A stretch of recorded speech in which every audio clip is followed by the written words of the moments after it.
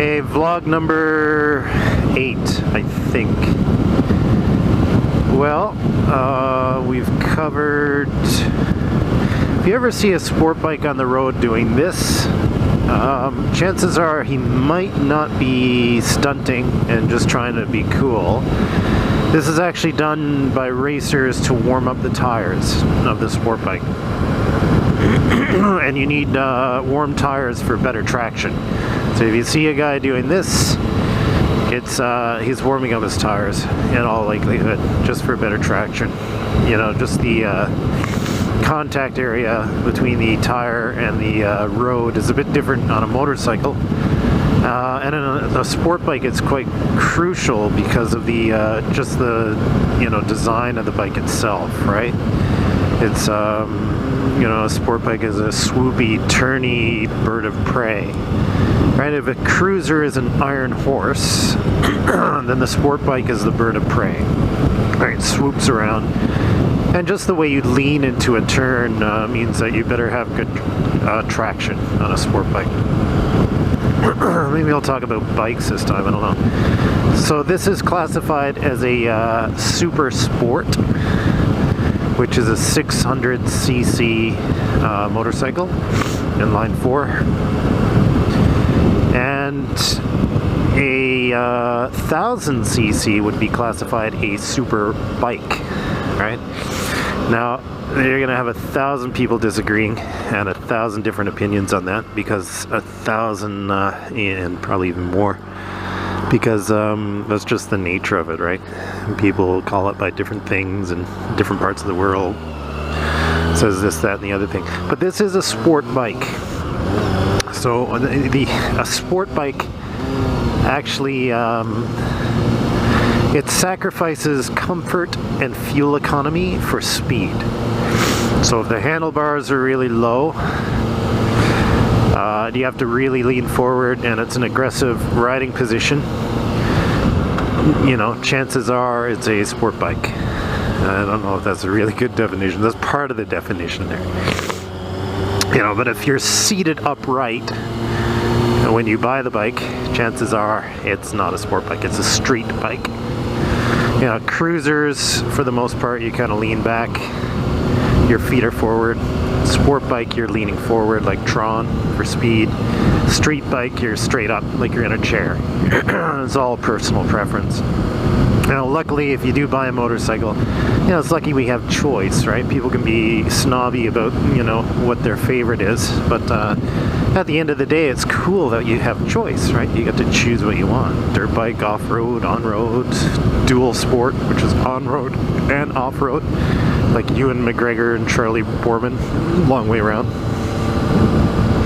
Okay, so is there anything we can talk about even remotely role-playing related? Once again, I don't have a topic. I'm just really, in these few vlogs, I'm getting used to doing it, and I'm just, just doing it, and rather than not put anything on until I figure out what I'm doing, I'll just, put on this stuff.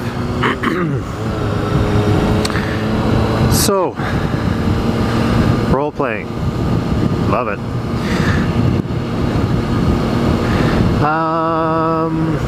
Yeah, I'm curious what there's something on Roll20. Roll20 is a online mapping program and dice rolling program that a lot of people use for their games. It's called Roll20. And, you can Google it or whatever if you don't know about it. Roll20. And one thing they had is popularity of the different role-playing games that were played on Roll20. And it just... I don't have these stats in front of me right now. I could look them up later. But it made me interested in thinking, and started me thinking about what genre of role-playing game is the most popular. And if I were to say it just off the top of my head, or guess just off the top of my head, I would probably say fantasy. Probably still right across the board is the game of choice for most role players. So here's what I'd like you to do. if you want to, please, is to post in the comment section what genre you role play in. Right? Paper, pencil, blah, blah, blah, tabletop role playing, whatever you want to call it. So fantasy, science fiction, modern, horror, whatever, historical fantasy, and what area of sci-fi, or is it a sci-fi fantasy mix? Is it cyberpunk? Is it space opera? Alternate reality, time travel, whatever. Just post, and maybe that could help direct my vlogs as well, as to what sorts of interests you have.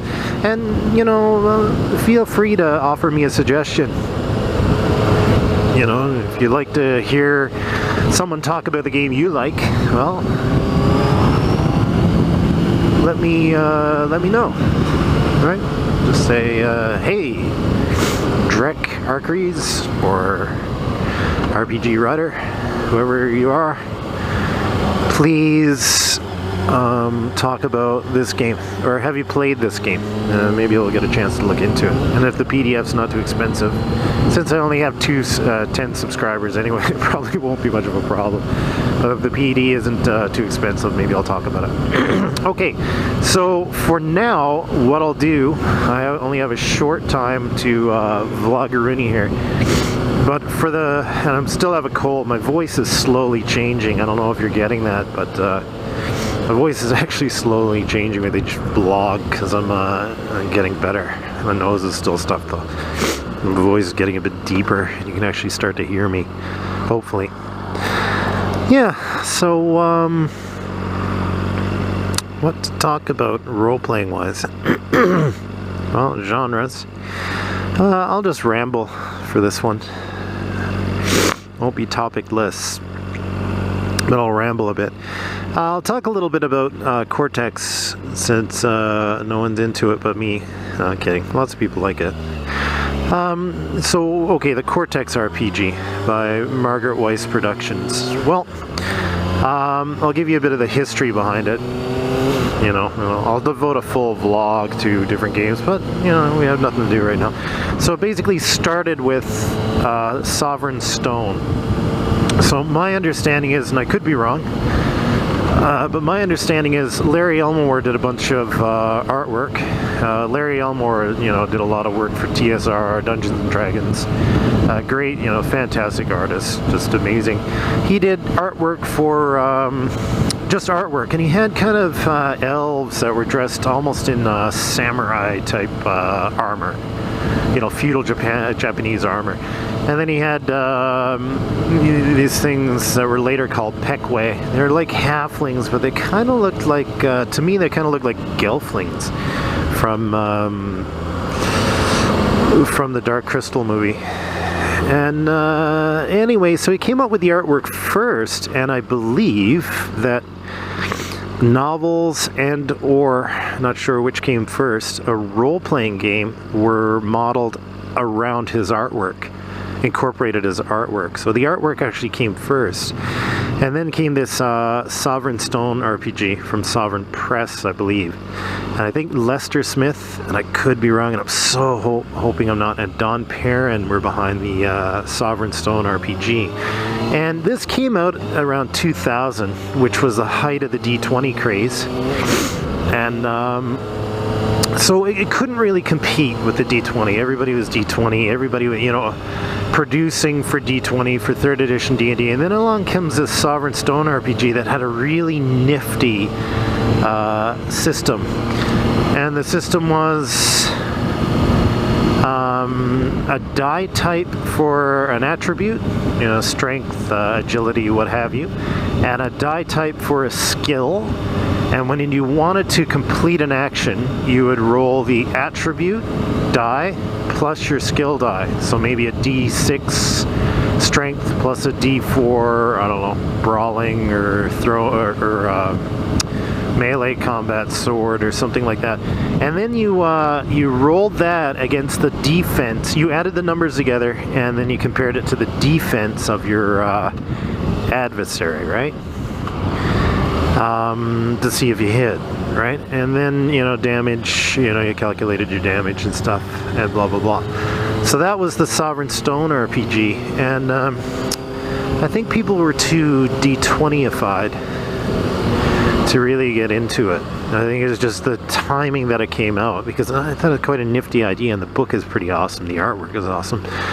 And just the ideas are interesting. And now there's also a Sovereign Stone trilogy by Margaret Weiss and Tracy Hickman. And I don't think they're, you know, if you haven't heard of those guys, you know, they wrote Dragonlance and Deathgate Cycle, and, you know, it just goes on and on and on and on.